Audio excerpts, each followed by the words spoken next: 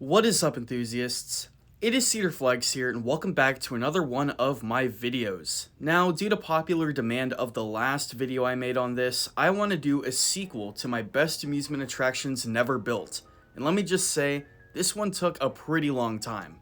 Today, I want to show all of you some amusement attractions that got planned but never saw the light of day, whether it be for cost reasons or just reasons that they didn't want to show.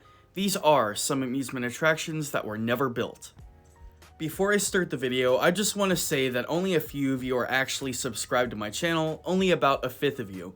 So if you haven't subbed already, make sure to click that subscribe button and catch up on all my videos. So without further ado, let's get into the first project that was never constructed.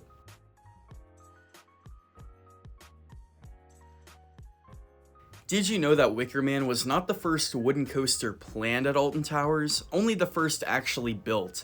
Back in the mid-2000s, John Wardley planned a massive wooden roller coaster that would be at the park. But this wouldn't be just any normal wooden coaster. In fact, this would be a hyper wooden coaster, actually featuring two 200-foot plus drops. Now you might be asking yourself, Alton Towers can't build above the tree line, how on earth would they do this? Well, they were going to put it across the Alton Towers gardens and the valley, giving it the nickname the Cross Valley Wooden Coaster. This would have a prefabricated track, and while the manufacturer is unknown, I could assume it's by Intamin with that bio.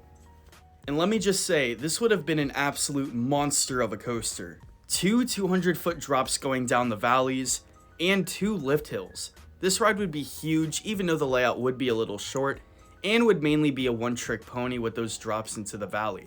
It wouldn't provide anything else for the layout due to the renderings, but at the same time, that visual of a 200-foot tall Intamin prefab going across the valley would be an absolutely incredible sight. Fortunately for wooden coaster fans, they got their wish with Wicker Man a few years later, and that still stands today as the park's premier wooden coaster.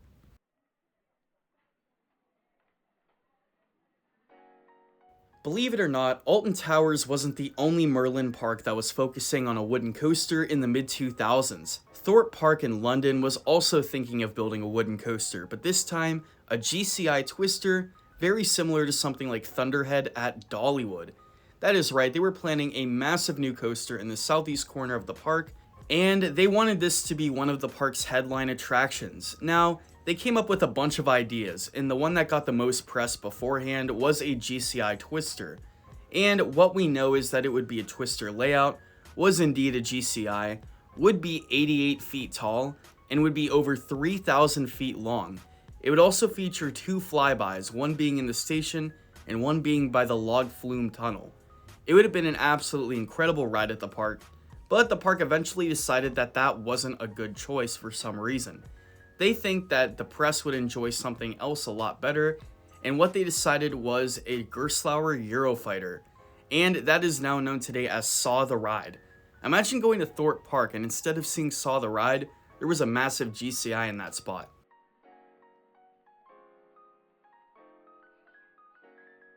Now, let's get into a story I actually followed during the time it was planned. This is known as Planet Oasis in Columbus, Ohio. Now, bear with me, this is a very interesting one. Executives said that they were going to build an amusement park in the north side of Columbus, Ohio, just like Cedar Point and Kings Island. But once the plans came out, it was everything and more. It was a massive 350-acre resort the size of Disneyland, and it had absolutely everything an entertainment or thrill seeker was looking for.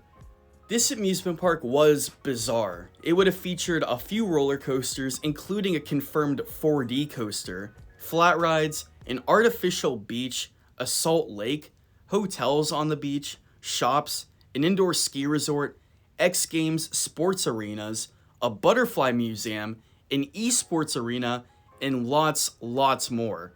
It's just so bizarre how they would fit all of this in a land smaller than the Cedar Point Peninsula. I mean, this truly comes off as extremely bizarre, and the executives in charge called it the amusement park of the future and the center of the universe.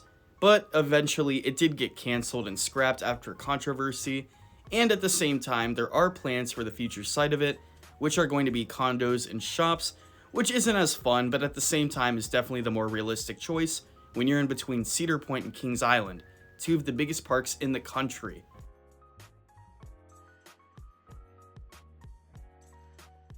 The final thing I will be talking about on this list is not just one amusement ride, not just one amusement park, but a whole area dedicated to amusement parks and other attractions. Now, Dubai is a very fast expanding city. It's been expanding rapidly in the past few decades, and is a major tourist hub for many things to do. It's home to the tallest building in the world, the Burj Khalifa, and many other tourist attractions like Atlantis the Palm and Dubai Marina. Now, Dubai was planning another area up its sleeve in the mid-2000s called Dubailand. This was going to be a section of the city dedicated to amusement parks and pure fun. And it was an area with multiple canceled amusement parks and resorts, and I will get into two of the biggest right now. The first I want to talk about is Six Flags Dubai, probably the most famous out of all the parks. It was announced in the late 2000s, and there were some details that were announced in later renderings as the project gained momentum. There was going to be an RMC similar to Goliath, an Intamin Zack Spin, a mock Power Splash, and a total of 27 rides.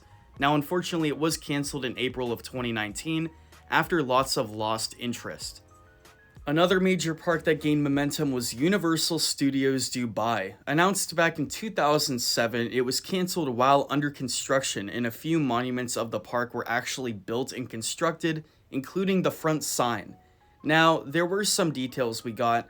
There were going to be 12 rides, 4 coasters, 459 acres of space, 2 water rides, and many other themed attractions themed after parts of America and the rest of the world, including, of course, a Hollywood section.